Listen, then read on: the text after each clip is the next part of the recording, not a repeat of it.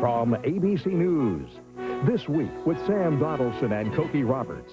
In South Carolina last night, a much-needed victory and relief.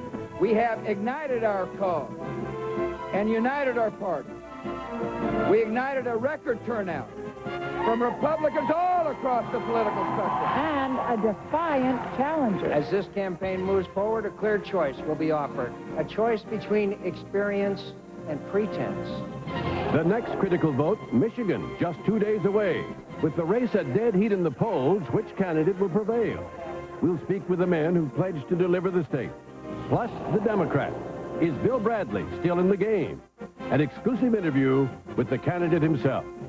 That's This Week, featuring George Will and George Stephanopoulos. Now, from Columbia, South Carolina, Cokie Roberts. It was not just a victory, it was a resounding victory in a crucial contest for George W. Bush. What accounted for his big win? Republican voters. Fully 61% of those voting yesterday said they were Republicans, and they voted overwhelmingly, 69% to 26% for Bush. That was the good news. The bad news? The independent voters he will need to win a general election went for John McCain. The independents accounted for 30% of those who voted, and 60% of them cast their ballots for McCain, over 34% for Bush. But whatever warnings those numbers might mean for Bush as the party nominee, the voters in South Carolina yesterday are convinced he is a winner. 57% said he was the candidate most likely to win in November versus 38% for McCain. And Governor Bush came on like a winner when I talked to him last night, a man who left South Carolina with the likelihood of moving on to capture the nomination. A man very different from the one who left New Hampshire, where he had waged a very different campaign. Governor Bush, congratulations. It must be a relief after New Hampshire. It is, Cokie. It is. I appreciate you saying that. I'm thrilled with the victory, and it was a big victory. Now, you know there are people who say that what this shows is you pour a whole lot of money into a state and it works. Yeah. Well, they must not understand retail politics very well if they're saying that, because the truth of the matter is I won because I energized a whole lot of people. You know, before the election today, people said, if there's a light turnout, it'll help George Bush. But if there's a big turnout, he can't possibly win with a huge turnout, because people turned out in droves to hear my message. And my message was one of compassionate conservatism. And I had to tell the people, and I did a better job this campaign than I did in the past, I must confess, that I'm, in fact, a reformer who's had positive results when given the chance to lead. Well, of course, the other criticism is that it turned more negative than it was in the past, and that negative campaigns work. Well, if you look at the exit polls, I ran the positive campaign according to the voters who actually made the decision. I know some punditry are talking about that, but the people who actually showed up at the polls said they appreciated my campaign, and it was a positive campaign, and I stand by the campaign I ran. Governor, you talk about you did it better this time. Yes. And you've said in other interviews that you were sort of smiling through the early primaries. Did you go home to Austin in between and decide to do something different, decide to be more aggressive or not smile so much, do something to be a different George Bush? No, not a different person. You can't change your heart, and you can't change your vision, but I could change my way to communicate with people. You're right, I learned. And that's something this process is a learning process. After all, I'm learning as I head to become your president. I think that's what you want for every candidate. Somebody who has had, took a blow and able to recover and learn from it, and I did. And this is a good, strong campaign here in South Carolina, and I'm most grateful. But when you went home over that weekend, yes, what was the conversation? What did you all say? Well, there wasn't a you all, it was me. I mean, nobody can be the candidate but me, and I'm not very good at being told what to do. My wife and I had a long discussion. We actually went out to a ranch where our mutual friend Sam and I one time had a conversation. And I spent time thinking about it. And it was a gut check time. It was time to figure out whether or not I had what it takes to come out here and win this election. And I thought long and hard about it. And obviously we had a different format so I could relate better with the people. But when I got in front of the people and talked about what's on my heart and talked about my agenda and made it clear to people that I have got a positive record based upon a philosophy and the ability to lead, I started to connect. And this election really was about not only energizing people, but getting them to the polls. You know, the last couple of days we've had huge crowds. And the press would ask me, what do you think? And I said, well, I'm optimistic. And they said, well, so you were in New Hampshire? And I said, I was. But there was a different feeling here because people were really anxious to go vote and anxious to help. And that's what the size of the turnout showed. Now, you say you're connected to the people, and you've referred to the exit polls. As you know, you won hugely among Republicans, among people who describe themselves as conservatives, which was most of the electorate. And you lost among independents and Democrats. What does that mean from here on out? You were going to be the person who was reaching out to make that Reagan coalition come together. Well, the Reagan coalition gets together during the general election. This is a time for the Republican Party to decide who the candidate is. I've got a good record in Texas. I mean, I understand how to bring people into the general election. That's what I did in my state. I couldn't have won in Texas had I not attracted a lot of like-minded independents and some conservative Democrats. And that's what I'm going to do in the general election. But now we're talking about primaries. We're talking about who the Republican Party wants to nominate. And so, you know, we asked a lot of questions about Democrats coming in the primary, and I welcomed Democrats who made a philosophical decision to come in, Cokie. But I was worried about those Democrats who made it clear that they were going to vote in the Republican primary and then switch back over to the general election for Al Gore. But, Governor, and you're in Texas, you did not have to do, and you had hoped not to have to do in this election, what you have had to do in South Carolina, which was move more to the right in order to get those Republicans and those conservatives. But see, I didn't move to the right. I didn't change. I mean, I ran the same campaign in South Carolina that I ran in Iowa. Both of them successful. I ran the same campaign in South Carolina and ran in New Hampshire, not so successful. But I'm not one of these kind of candidates kind of drifts around. It's the exact same positions on all the issues. My words didn't change at all, and it was successful here. The reason people voted for me, really, is because they're looking for a leader. But one of the things that's similar between here and Iowa that is not similar in New Hampshire and will not be similar in Michigan, for instance, is that you do have a larger body of conservatives here and people who identify themselves as religious right, for instance. You're not going to have that all down the road, and you're not going to have it in the general election. Have you queered yourself with some of the people in the middle by running this? No, not at all. The people in the Republican Party are looking for somebody to restore dignity and honor to the White House. They're looking for somebody who's going to strengthen the military to keep the peace. They're looking for somebody who's got an economic agenda that makes sense, and mine does. And they're looking for somebody who understands education. And I've got a great record in education in the state of Texas, and I intend to take that, my concept of how to reform the school so no child is left behind, to the general election as well as to the rest of the primary. People know I know how to lead. That's what the race is about. But, Governor, I, for instance, in the last week, talked to a good many Republicans in Washington. Now, as you know, they've been all over the place. But several Catholic Republicans told me that they really were offended by the visit to Bob Jones. Because right now, not in the old days, right now, on the website, Bob Jones University says that Catholics are a cult. Yeah, well, I disagree with that, of course.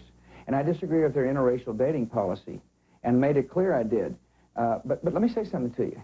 Tell the people that are nervous about me to think about Ronald Reagan. He went to Bob Jones University, and he picked up huge ethnic Catholic votes, and I'm going to as well. So I don't know who you're talking to, but I went to 10 different, it must have been 10, different colleges here in South Carolina, and one of which was Bob Jones University. It's a stop not only that Republicans go to when they come to South Carolina, it's a place where Democrats go to, like the current governor. And I went and said, here's my brand of compassionate conservatism. Hear me out. I'm going to lead the party to a better day. Now, also in the exit polls, about 60-some% of the people said they thought that abortion should be illegal under some or most circumstances, or all circumstances. The National Right to Life Committee was working against John McCain here and making a lot of calls on your behalf. That offend people going down the road? Well, first of all, they have a right to do. This is a free world. I mean, this is an independent group. Surely you're not suggesting that we coordinated it, because we didn't. And that's against the law to do so, and this campaign did not do so. They have a right to express their opinion. Independent groups have been for me, and they've been against me. And that's America. People have got the right to express their opinion. Now, Michigan, and what's the game plan there? Same here. I mean, the same as here. It's going to be a vigorous campaign. The difference between Michigan and South Carolina is instead of having 2 weeks, we got 3 days. And I'm starting tomorrow morning, first thing in Grand Rapids, and then I'm going to campaign all across the state. And then Tuesday, people start showing. Actually, I only got 2 days of campaigning, plus some of the handshaking at the polls on Tuesday morning, and then we'll see what happens. And then it's Super Tuesday. Well, you got a week in between. Yeah, you got Washington, Virginia, North Dakota. And I like my chances in North Dakota, by You're the good way. in North Dakota. And then it's the big day, yeah. Governor, the money was, we were reading reports that it was running low. Yeah. Does this mean now that you've won so big here, does the money come flowing back in? Well, actually, we have a strategy in place, and a lot of the expenditures were monies that have been pre-spent in these states. I'm in every state. I haven't had the luxury of picking and choosing. I've got a campaign organization and ads running in just about every state. So with the number that they were talking about in one of those newspapers was really a reflection of the national campaign I'm running. I'm in good shape. We got a plan, and I'll thank you for worrying about me, if you are, in fact. Senator McCain says he's proud of his campaign here. Do you think he should be? Yeah, he should. He ran a good campaign. He worked hard and pulled out a lot of votes. The same thing happened to him that happened to me in New Hampshire. I pulled out more, and a lot more, and I'm thrilled. And you and your campaign? Really proud of it. It's a great campaign, and I'm really pleased with the organization and the thousands of South Carolinians that worked on my behalf, and I'm very gracious and humbled.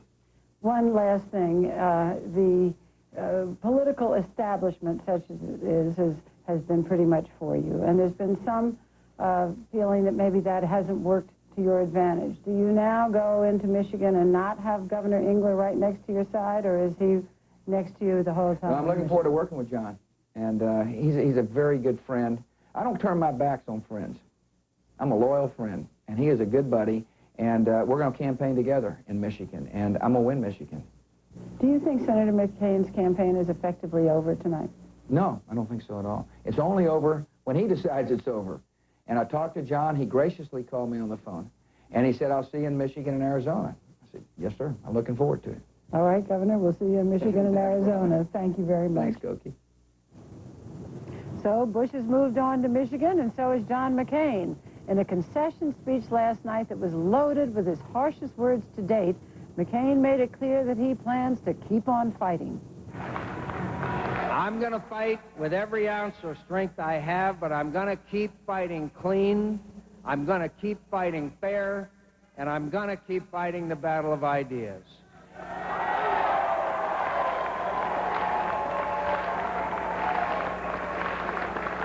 And my friends, we are going to win.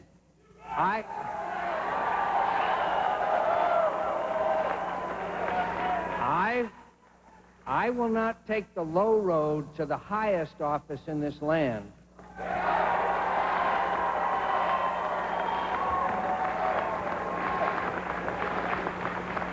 I want the presidency in the best way, not the worst way.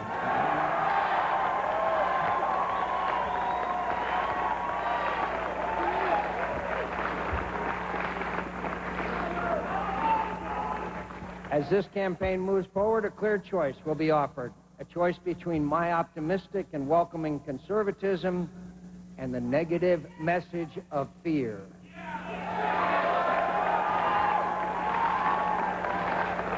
Between Ronald Reagan's vision of inclusion and the defeatist tactics of exclusion so cherished by those who would shut the doors to our party and surrender America's future to Speaker Gephardt and President Al Gore. A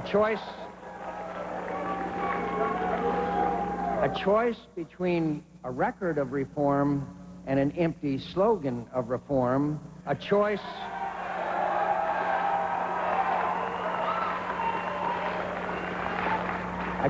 between experience and pretense. When we come back, Sam Donaldson and George Will are in Washington, D.C. They'll speak with the heads of both campaigns for Tuesday's decisive Michigan primary. Plus, an exclusive interview with Bill Bradley. Stay with us. From ABC News, This Week with Sam Donaldson and Koki Roberts. Brought to you by Merrill Lynch. Be wired, be unwired, be bullish. And GE. From aircraft engines to appliances, we bring good things to life. I like to live big. I like big surprises, big dreams. The innovative GE Spectra is big. Big healthy babies. It's so big it holds a turkey, 2 casseroles, and 3 loaves of bread. I like to entertain, big time. Or 288 hors d'oeuvres, or 12 perfect pies. I love having a whole house full of people. GE Spectra, the biggest, most accurate oven in America. It cooks big inside and out. Most of all, I like the big smiles that I get when I cook big. Cook big with the incredible GE Spectra. Big. We've been together for 15 years, and we've been married for 11 years. The road that we've chosen in the arts is sometimes very uncertain. And when you have a child, her needs are not negotiable. And that Layla and Merrill Lynch are looking after my investment, it makes all the difference in the world. She's taken the time to find out who we are, what's important to us. I couldn't be doing this, and Valeria couldn't if we felt that we were compromising Amanda's future. Great, let's look at Brahms. Okay. I've had Parkinson's for about 3.5 years. Imagine that you can't walk because your legs won't do what you tell them to do. I fell 3 different times. I couldn't stop shaking. At my pharmaceutical company, we've developed a medicine that helps the other medicines be more effective. The new medicine has helped these people gain control again. I hope within my lifetime we'll find a cure for Parkinson's disease. So now it's on to Michigan. Both candidates flew there late last night, and ABC's Dean Reynolds is with Governor Bush this morning in Grand Rapids. Dean, what's the news? Good morning, Sam. Well, listening to the Bush aides last night as they watched Senator McCain, you could see smiles creeping across their faces because they believed that Senator McCain was in the process of a political meltdown last night. Words like negative message of fear, pretense, empty slogans, and so forth, all suggest to the Bush people that the real John McCain is coming out. They say, well, now you see why so many people who know him best are for our guy and not for him. Well, Dean, you'd expect him to say that, wouldn't you? I mean, but what's the tactics in Michigan? Well, the tactic in Michigan, I think, will be to continue with this reformer with results idea and to tack a little bit back to the center from where they were in South Carolina. You know, that speech to the Bob Jones University, which Cokie asked the governor about, clearly did identify him as a strict conservative. Now in Michigan, where there's a more moderate populace, you can expect him to move a little bit to the left. He'll say it's consistent, but I don't think you're going to see him characterize himself quite as conservative as he did in South Carolina. Thanks, Dean. Dean Reynolds with the Bush campaign, and now Linda Douglas has been traveling with John McCain all during this time. What about it, Linda? Was it a meltdown? Well, I'm not sure that he thinks it was a meltdown, but clearly he and his aides were stunned by what happened in South Carolina. And that speech, which was tinged with its moments of bitterness, signals that he will go after Bush here in Michigan in the next 48 hours. Yes, he's taken a pledge not to do any negative campaigning. He's just going to call it something else. Clarifications of the record, drawing distinctions between the two of them. He's going to talk about Bush's record as governor of Texas, saying that spending has gone up under his tenure as governor of Texas. He's going to mock, as he did last night, his claim to be the reformer. That's the one that really galls McCain, since reform is his theme. He's going to talk about the Patients' Bill of Rights legislation in Texas, which Bush claims credit for, but which he actually opposed. And finally, there was a very important line in the speech that signaled something else last night. McCain says, when I say I'm a uniter and not a divider, I mean it, indicating maybe Bush doesn't mean it. That means the Bob Jones University speech, they're going to somehow try to work that in with the references to the ban on interracial dating and the controversial statements that the Bob Jones leaders have said about Catholics. This is a heavily Catholic state, and McCain knows he must win here or it's over, Sam. Thanks very much, Linda Douglas, with the McCain campaign. Well, joining us now from Grand Rapids is Michigan Governor John Engler, who's running George W. Bush's campaign there. And with him is State Senator John Schwartz, who is Senator McCain's representative. Good morning, gentlemen. Good morning to you. Sam. I see both of you got the dress code right this morning. Yes, we do. Well, I was complimenting Joe. His shirt's nicer, that nice blue. That's correct. And joining us in the questioning, as always, is George Will. Well, gentlemen, after New Hampshire, a lot of people said, well, that's it for Governor Bush. And now after South Carolina, some people are saying, well, that's it for John McCain. What do you say, Senator Schwartz? You were running the McCain campaign. Well, I don't think South Carolina was unexpected. heavily religious right, and actually McCain won most of the demographic groups other than the religious right, and I'd have to say that Michigan is not South Carolina. South Carolina has about 38 or 39% the number of people that Michigan does. Michigan's a much larger state geographically, and Michigan is the first big state that's a real slice of life. So this is a new ball game in Michigan the next couple of days. Governor Engler? Well, first off, I think the people were saying we were done after New Hampshire. Probably, Sam, are mostly in your occupation, and the same is true for South Carolina. George Bush, from the beginning, has said this is a marathon, and we've got to go out and win these delegates a state at a time, and that's why he's committed to a 50-state campaign. This marathon is going well in Michigan. We've had a lot of people organized at the grassroots level. They like George Bush's character. They look at him as the kind of leader, fresh ideas, the idea he really is a reformer with results to show for it as a result of his 2 terms in Texas. And so that's what's making a difference here. Today's papers were greeted with a story that shows a statistical dead heat. A week ago, the news was dreary, 9 points behind, and people, the pundits, were writing off Governor Bush. But he's showing his comeback ability. He's showing his fighter skills to get off the mat after New Hampshire. And I think we're going to have a good day Tuesday in Michigan, and maybe show better than expected in Arizona, but probably not win out there. Well, Senator Schwartz, you issued a press release last night saying to Governor Bush, don't bring your negative campaign to Michigan. And yet we just heard Linda Douglas suggest that John McCain is going to go negative, but call it something else. Explain that was a suggestion made by someone who hasn't seen McCain campaign for 1 minute yet in Michigan. I talked to Senator McCain this morning, and he gave us all a pep talk and said, let's go get him. And I think he's going to take umbrage at anybody that starts firing the negative ads, especially some of the ads in South Carolina. Right to Life comes particularly to mind because they were way off base. McCain has been with them for years and years and years, and that wasn't a life question. That was a question of soft money, because Right to Life lives on soft money. And it's just a matter, they're afraid they're going to have their soft money cut off, so let's go after John McCain. He'll do it. Bush won't. I don't expect John McCain to throw any mud, and I expect Governor Bush to come up here and keep that agreement as well. Let's have a real knockdown drag-out, but on issues for the next couple of days. Well, Governor Engler, how about that? That famous handshake that the two made several weeks ago has gone by the board. Both of them went negative at a time in South Carolina.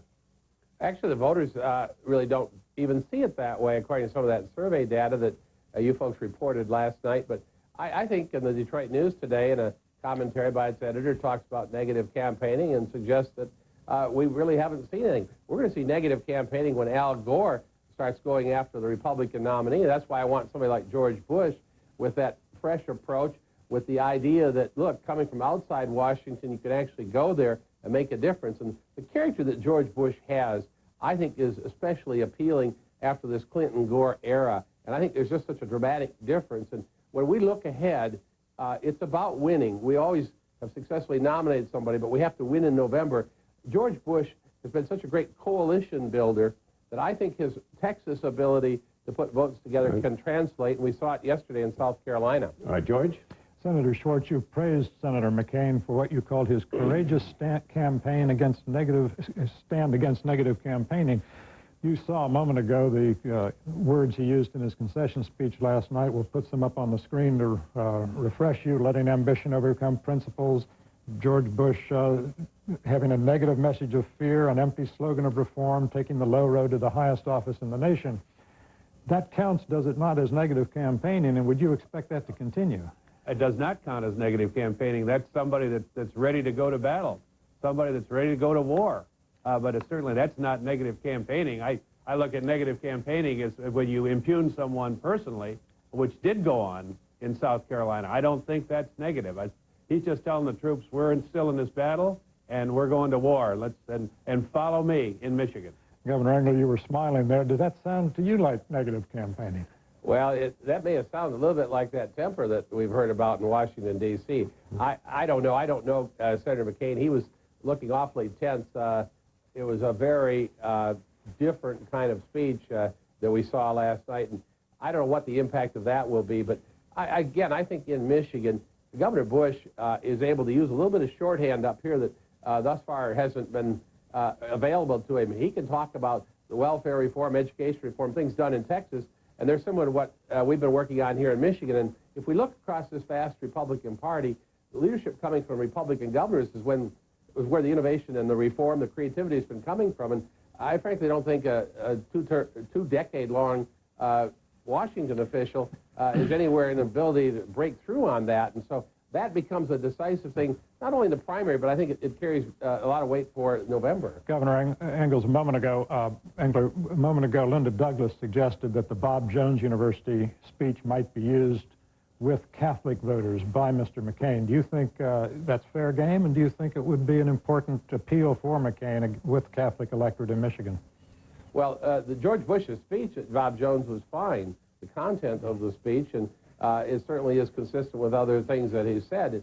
He's also made it very clear that some of the policies of Bob Jones University are not at all in line with his thinking, and I'm sure they weren't when Ronald Reagan went there and when Governor Hodges, the current Democratic governor, went there.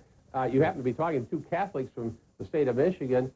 We've worked hard in this state to build Catholic crossover votes to attract Catholics to the Republican Party. George's going to have a lot of attraction there. I think that we are not going to find that being a huge negative come November. Senator Schwartz, I'll give you the last word. All right. You are talking to two Catholic boys from Michigan. I was appalled when George Bush went to Bob Jones University, and a lot of Catholic friends of mine were appalled as well. I just can't believe that they did this. Look, John McCain is as conservative as the Constitution. He's as liberal as Abraham Lincoln. He's as progressive as Teddy Roosevelt. When I think of George Bush, I kind of say smoking jacket. When I think of John McCain, full metal jacket. Okay. I don't think that will be the last word. The Michigan voters will have that on Tuesday, Sam. And I think that's going to be very positive for George Bush. Both of you are right. Character. It's up to the voters. I thank you both for being with us, Governor Engler and Senator Schwartz. And when we come back, you may have forgotten it amid the hubbub over South Carolina, but there is another race out there, the Democratic race. Candidate Bill Bradley joins us after this. Oh, come on, you can't stay another day? I wish I could. I'm just so crazed with the new job. I don't have time to figure out my finances. We went through the same thing when we got this house. And with the new baby coming, we needed help. So what'd you guys do? Called T. Rowe Price. Really? Yeah, it was great. It really helped simplify things. Give him a call. Okay, I will. What a big brother's for, right? Come on, get out of there, you. Bye. Bye. T. Rowe Price, helping people invest with confidence for over 60 years. 3 years ago, my IT guys told me there'd be two kinds of businesses. Those with a vision to master the internet, and those without. And we didn't want to be the second kind. Then Dell came to see us.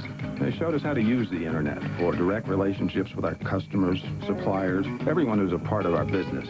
With Dell's support, there's no limit to where I can take this company. We always knew we needed the internet. We just didn't know how badly. Be direct. Dell. Dell servers use Intel Pentium 3 processors.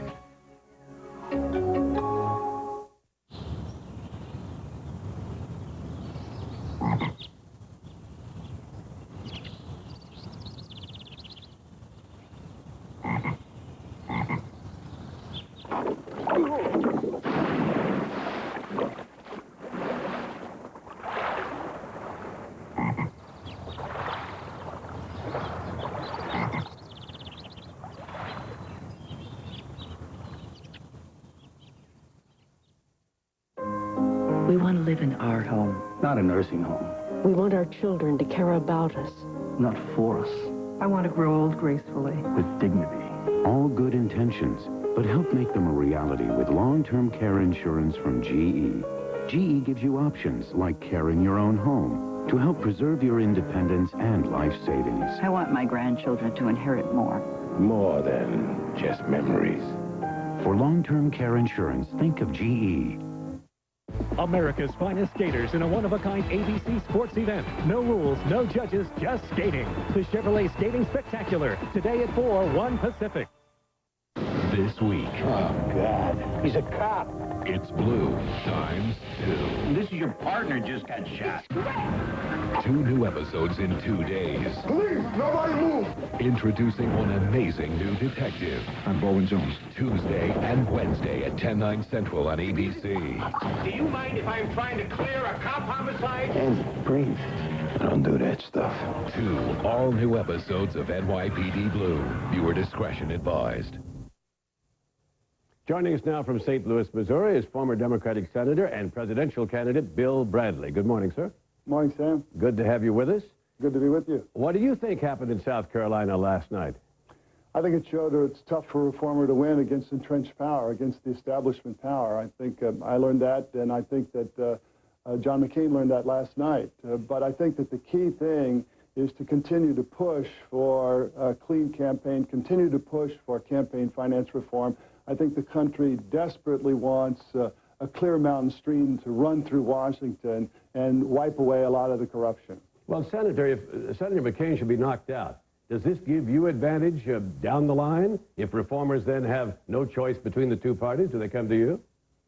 Well, I think that I'm making a strong case to all Americans, independents, Democrats, and even some Republicans to bring them over to our side, and we're having some success. We've moved into polls the last couple of days, and we're doing very well. Well, negative campaigning works, according to many people who look at what happened in South Carolina.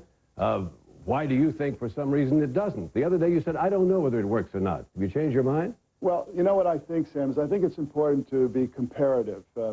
I think negative campaigning is another thing. I think comparative is very clear. I think what you need to do, let's just take, for example, Al Gore and me in this race. People think they know Al Gore, but they really know him as Bill Clinton's vice president, taking Bill Clinton's positions. They don't know his positions in the Congress, where on guns, he was the NRA poster child. On abortion, he had an 84% right to life voting record. And on tobacco, he was a defender of big tobacco over Medicare. And in 16 years that he was in the Congress, he didn't introduce one health care bill to expand health care. Senator, if I don't think people know that. I don't think people know that. On the other hand, my record, there's no doubt about my record, and there's no confusion about my record. I have, for 18 years, been pro-choice. I have fought the gun lobby. I'm the only candidate, the only Democrat to lay out a program for health care to provide access to all Americans to health care. And I'm the only Democratic candidate to lay out a program on education. Well, Senator, if I may... ensure that any money that goes to schools must have a qualified teacher. Forgive me for interrupting you as you lay out your whole platform, but I was talking about negative campaigning, and it struck me that Vice President Gore, before the California State Convention the other day, said that you're attacking and demeaning the Democratic Party when you criticize the Clinton administration. You know, Sam, I believe you call it like you see it. Talk about the negative campaigning. It is his campaigning that has misstated my record and misstated his own record. And I think, quite frankly, if you can't tell the truth to the American people when you're in a campaign, how can you be sure that you'll tell the truth if you're President of the United States? That said, Mr. Bradley, is Al Gore fit to be president? The American people are going to make that decision. But I'm asking you, sir. Well, I think that I'm a better candidate. I think that I'm a better candidate. I think that I will not have the problems that he will have in a general election against the Republican. We know what's coming with regard to the fundraising scandals of 1996. We know that we're going to see the Buddhist temple and the Buddhist monks. We know that we're going to see his finger saying no controlling legal authority on fundraising in the White House. We know that's coming. That's an electability consideration. I'm asking you about his moral qualification. People seem to feel that your decline in the campaign began in January 9th in an Iowa debate where objective observers think Mr. Gore misrepresented your position on disaster relief. When you were last with us on this program 3 weeks ago in New Hampshire, you talked about Mr. Gore's pattern of misrepresentations, pattern of denying reality. Mr. Gore has said he co-sponsored the McCain-Feingold resolution when he wasn't in the Senate when Feingold was in the Senate. Given this, is that person fit to be president? Well, Sam, I can only tell you I think that I'm better. I think there is a record there of not telling the truth. It's a record over a long time. And I think the American people wants a president to tell the truth. That's what I can tell you today, and that's what I believe desperately, and that's what I think about what are the qualities needed in a president. I think I have those qualities. I think that he doesn't have them in the kind of depth that I have. You have stressed in your campaign that you have a more ambitious government in mind, universal access to health care, for example, and you've summoned Democrats to a moral crusade to end child poverty. Frankly, there's not been much resonance from that. Is the Democratic Party out of the business of ambitious government and moral crusades? You know, Sam, I'm George. George, I know. You know, George, I think that what I'm calling for is what most Americans actually want. We're living at this time of unprecedented prosperity. It's time for us to face up to those areas where we have problems. We have distress in health care. We have an education system that could be much better. We still have nearly 14 million children living in poverty. And I believe that you can call on the idealism of the American people, and that's really what this is about. This is about trying to call on the idealism of the American people and not play interest group politics. But, Senator, you seem to be calling and there's no one home. That is, that you seem to be losing ground since the middle of January. Well, actually, we're making up ground. We're moving in Connecticut, Rhode Island. We're moving in New York. And we're going to have a big contest in February 29th in Washington. And we're going to put a lot of resources into Washington because that's a very important state for us prior to the March 7th primary. And we're going to do so because we think that people will respond to the message of hope, of new politics, of belief and conviction, as opposed to the old politics, which is a lot of half lies and a lot of half measures. Well, now, in Washington State, in response, I suppose, to the fact that you started to really concentrate on it, Vice President Gore has now thrown in some resources to checkmate you there. Is this really the crucial battleground? Well, it's a very important battleground on the way to March 7th. He's actually had very sizable resources in there since last October. He's got the governor's support, the largest labor union, but he doesn't have all the people, and I think that we're making that case very strongly. For example, I think it's noted in Washington that it was my effort that removed the Elwha Dam and restored the first stream to free-flowing salmon stream in the history of the United States. I think that that is a very important thing in the state of Washington. I think my emphasis on health care is a very important thing in Washington. And I also think that education is a key element of any kind of program that we're going to put together. Well, Senator, you've said that on March 7th you have to win a number of primaries. You haven't said how many, but a number. If you don't win a number, is that it?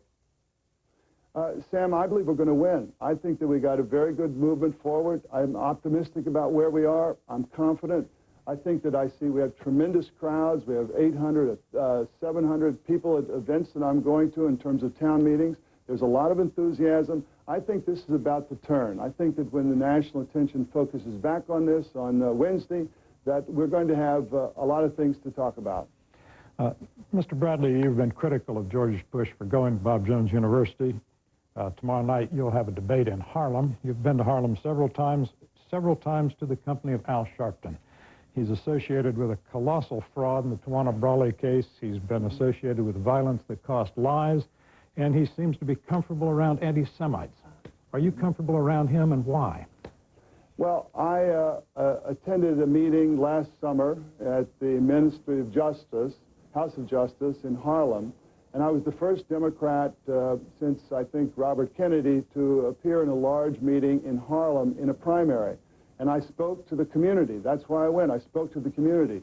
It was his offer, but I spoke to the community. I don't agree with Al Sharpton on a lot of things, but when he offered me that opportunity to appear, I did. I asked you the last time you were with us this question, which I'm going to put to you again, which is, given the campaign finance problem and the scandals of 1996, should we get to the bottom of what happened in both parties, but particularly the Democratic Party, by appointing a special prosecutor to look into that? Yes, I think that it would be very important to get to the bottom of it. I think a special prosecutor is one way to do that. Of course, both parties have problems, but I think that one thing is clear, and that is the Democratic Party has a bigger problem because we were the party in power. And it's interesting to note that Al Gore had said in New Hampshire that there were no legal violations of in the 1996 fundraising scandals. Well, if that's so, I would ask him, where are the hundreds of thousands of dollars that were returned by the DNC? What about the 12 people who were convicted, the 70 people that essentially took the Fifth Amendment, and the 16 or 17, exact number I'm not exactly sure, who actually fled the country? Senator, to me, that indicates there's a problem. A special prosecutor, if one should be appointed, it's quite unlikely, I understand that, but would have to be appointed by the Clinton administration, would look into this concerning Vice President Gore. Are you comfortable with that? Well, no, I think that a special prosecutor decision has to be made by whoever is in power, and that's the president, and that's unlikely to be made now. Do I think that that would be a way to get to the bottom of it? Yes, I do think it's a way to get to the bottom of it, but I think there are other ways as well. Senator Bradley, thanks very much for being with us today, and please come back. Thank you. When we come back, thoughts from our roundtable. Stay with us.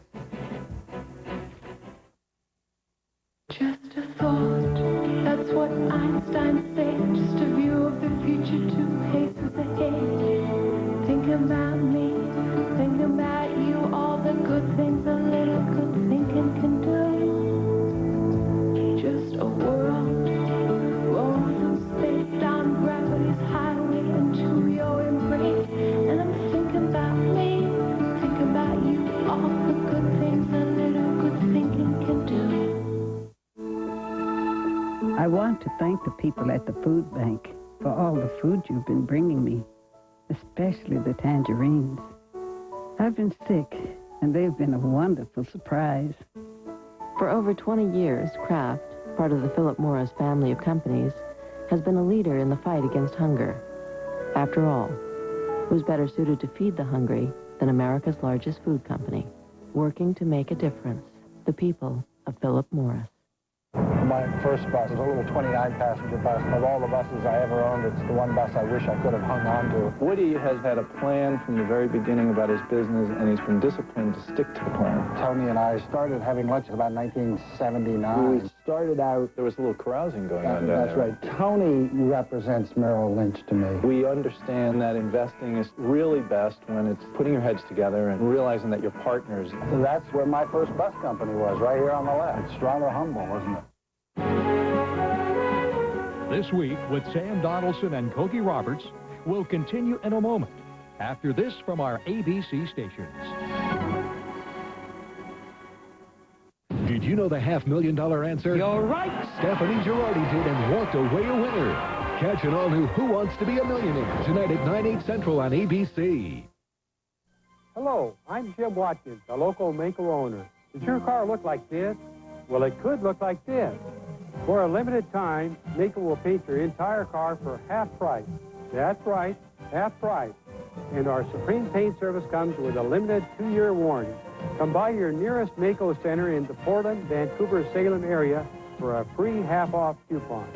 Don't wait. Let Mako make your entire car beautiful again for half price. Dr. Roger Maxfield's practice is growing fast, which is why he's ready for a professional money manager. The kind he never thought would handle individual portfolios. One of the best money managers is just a few feet away. If only the two could meet.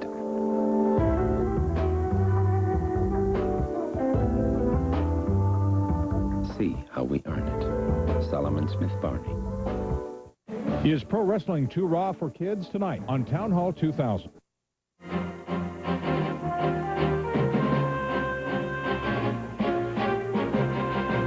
Well, it's time now for our round table. No holds barred. Well, maybe some holds barred. We're here, some of us. And some of us are in South Carolina. George Stephanopoulos with Cokie. Cokie, what happened? Well, as we said earlier, this was a huge turnout. You know, the traditional wisdom was that huge turnout would help John McCain, but it didn't. Because what happened was Republicans, nervous about all those independents and Democrats voting, came in and voted big. Well, that's right. In fact, Republicans did what they always do in South Carolina. They build this firewall. We heard that word a million times for the front runner, for the establishment candidate. And in fact, McCain at the end probably drove more Republicans to the polls by calling on Democrats to come to the polls. And the Republicans said, we're not going to let the Democrats take our primary. We're certainly hearing that anecdotally about people who went to the polls yesterday and talked to people. But take a look. We now know that more than 60% said they were Republican. More than 60% said they were conservative. And take a look at this abortion number. Fully 58% of those who voted yesterday said that abortion should be illegal most of the time or all of the time.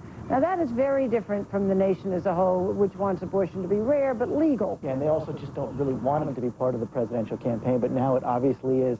You know, the McCain campaign is looking at one silver lining in all of the exit polls last night. They say if you take the very conservative religious right out of the Republican primary, McCain actually carried Republicans. That's ridiculous. Take the religious right out of the Republican primary. Looking for some silver lining. All right, let's find out what George Will thinks about what happened, and also whether the negative campaigning played a factor.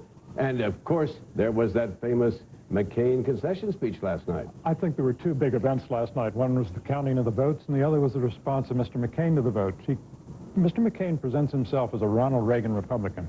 Ronald Reagan was really in public life from 1964 to 1988 and never gave a speech like that. That was really a tantrum. And if you're running, as Mr. McCain is, on character, you dare not come across as a petulant loser. And as John Engler hinted at a moment ago, this may have been a glimpse of the John McCain that has made the United States Senate a hotbed of support for John McCain's rival. It's a pattern with Mr. McCain. He doesn't just say campaign finance laws should be improved. He says everyone under the current laws are corrupt. He doesn't just disagree with the National Right to Life movement. He says they've turned a cause into a business. They're corrupt. There's a kind of pattern of bombast. What do the South Carolinians think about that? Well, I think that if you look at the exit polls here, the Bush campaign, I think, is right. There was record turnout. Both candidates left the state with high favorability ratings, and they thought John McCain was the more negative candidate. So it appears that McCain is perpetuating a losing strategy as he goes into Michigan. Cokie, was it smart to give that speech last night the way he did? No, he was not smart to give that speech, and he was not smart to put on the ads that compared George Bush to Bill Clinton. And I thought that he had learned that lesson, but the speech clearly shows that he hadn't. You know, on that, I talked to a McCain aide last night who said when they put up that ad, they actually made two mistakes. First of all, they put up that ad, and he said it sacrificed what made us special. It made John McCain just another politician. Exactly right. And that really hurt him. It cut away at the reformer. Secondly, by this huge play of going for unilateral disarmament, not putting up ads himself, he left himself defenseless. George Will? So go ahead, Cokie. Well, George Will talked about McCain portraying himself as Ronald Reagan, particularly in 1976 when Reagan had the Republican establishment against him. There's a lot of agreement about that among some Republicans who thought that McCain probably was a more appealing candidate to the general electorate, and you're going to hear some upset over that today. George Will? George and Cokie, I don't know if you've heard any of this said down there, but there are reports in the paper this morning that the McCain campaign is thinking of touching lightly, if at all, on Virginia, which votes on February 29th and has 56 delegates. Their reasoning is if they have trouble in South Carolina, maybe the South is inhospitable. That does raise a question. If a Republican presidential candidate can't rely on the South, where is he? Well, hold it right there. Hold it right there. We're going to not maybe go to the South. We're going to go to Michigan and talk about what McCain has to do to be saved, if there's anything to do. In a moment, we'll have more thoughts about that and other subjects when our roundtable continues.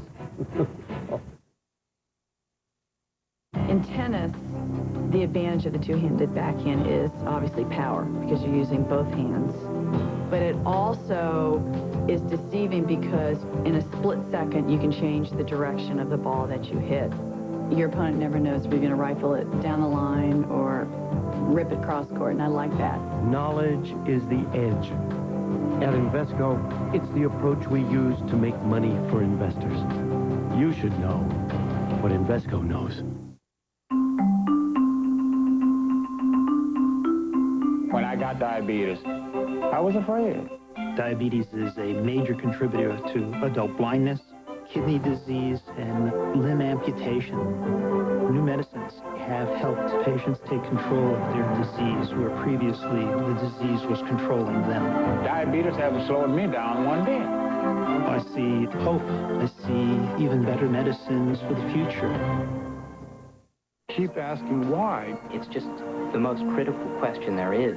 We inherit some ideas that are unnecessary. We have to jettison that excess baggage in order to make progress. We get tired of questions when we accept our day-to-day life as something without question. People who have really creative ideas are people who keep asking why and why not. You can't really live without the question why.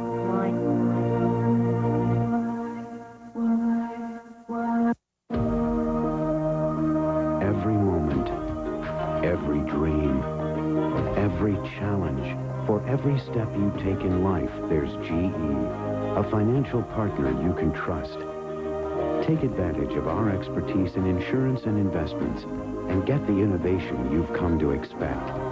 So think of GE when you think of insurance and investments for every step you take. Monday, are we close to conquering death? The stunning discoveries about human aging. Watch ABC's World News Tonight with Peter Jennings.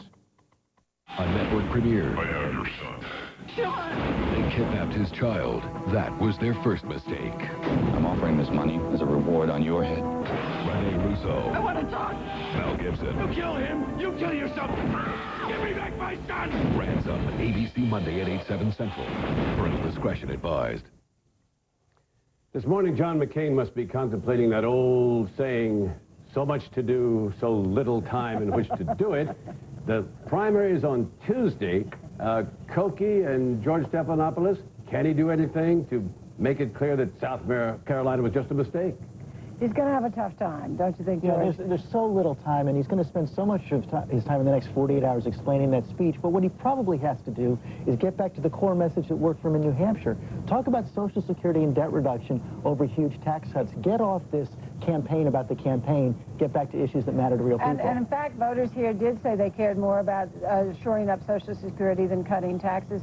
But they also didn't believe that he was the reformer. And that's what he also has to do. Take a look at this exit poll. Who do you think was the real reformer?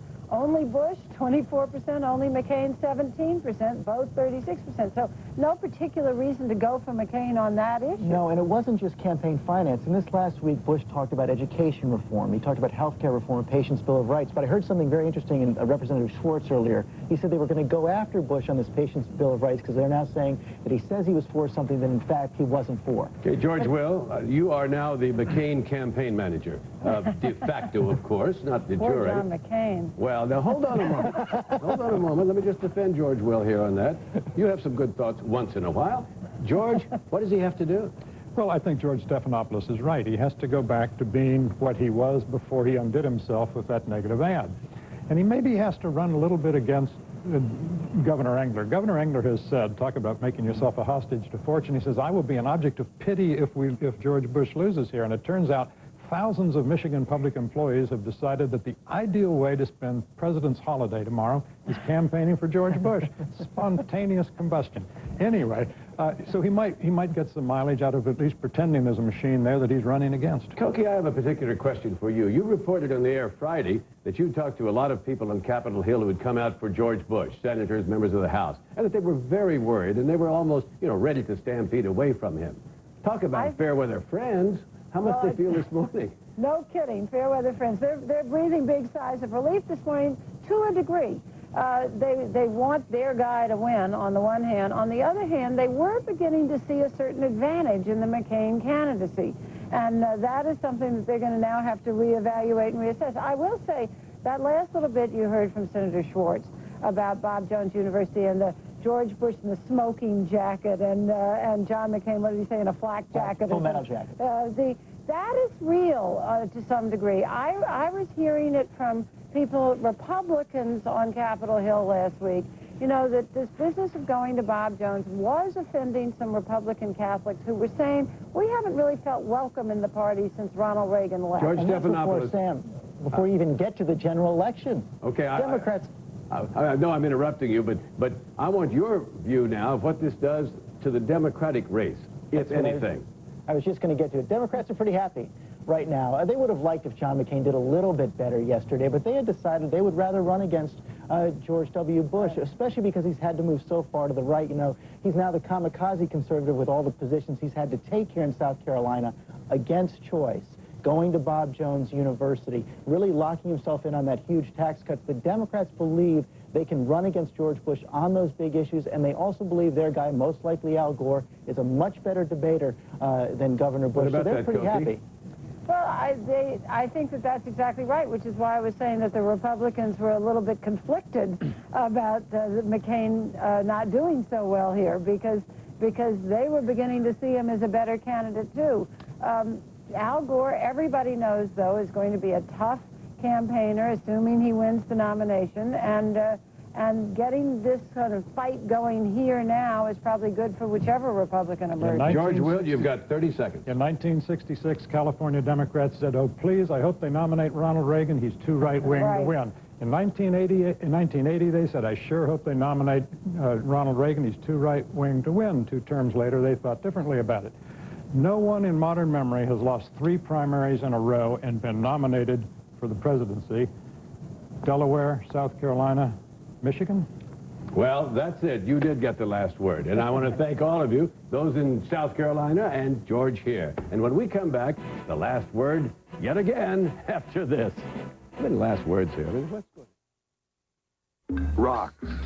Some people skip them, stack them, or just plain ignore them. But then there's these Texaco people. They love the darn things. Yeah. Obsess over them. Go to the ends of the earth to find them. They study them, they scan them, even taste them.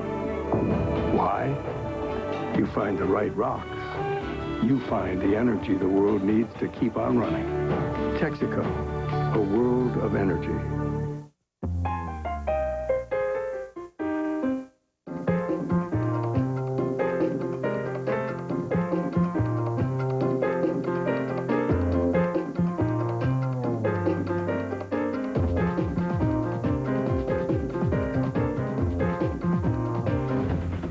Every part of your business can now benefit from the Internet.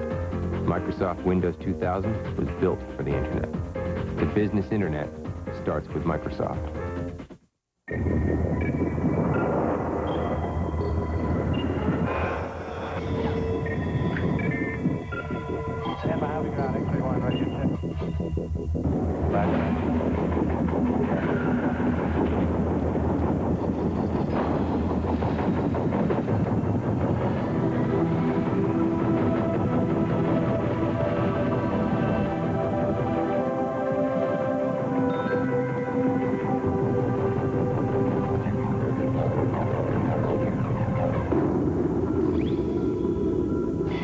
Initiating data download.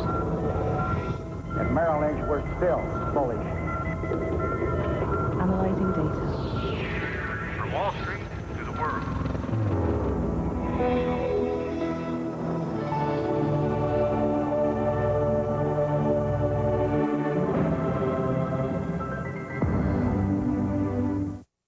240 hours restoring an old baseball field in East Cleveland. 300 hours reading with first graders in a school near Albany. 12,000 hours teaching science in Louisville. 2,000 hours mentoring high school seniors in Cincinnati. This year, GE volunteers across the country will spend over 1 million hours helping others because they know the best way to change things is to reach out a hand. Okay, so you're not a brain surgeon. You're not married to one man. You haven't even paid off your car loan. Hey, why don't you hang out with someone who doesn't care about any of that stuff? A kid. Become a mentor. Put children first.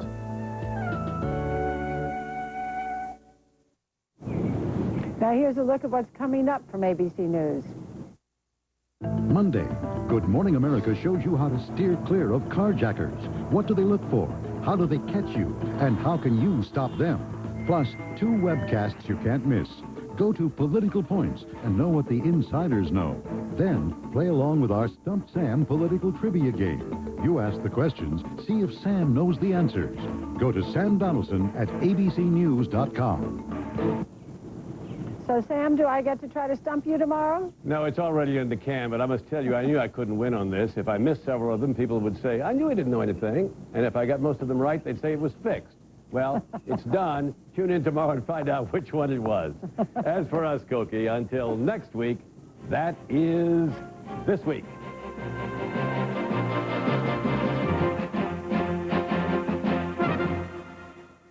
This has been a presentation of ABC News. More Americans get their news from ABC News than from any other source. Woods, Duval, Garcia, the top 64 golfers in the world compete in single elimination match play. The World Golf Championship, Saturday at 2 on ABC. Can you make the sick well, restore hope in young children? For 20 years, Northwest Medical Teams has. In 1989, the first mobile health care clinic was launched.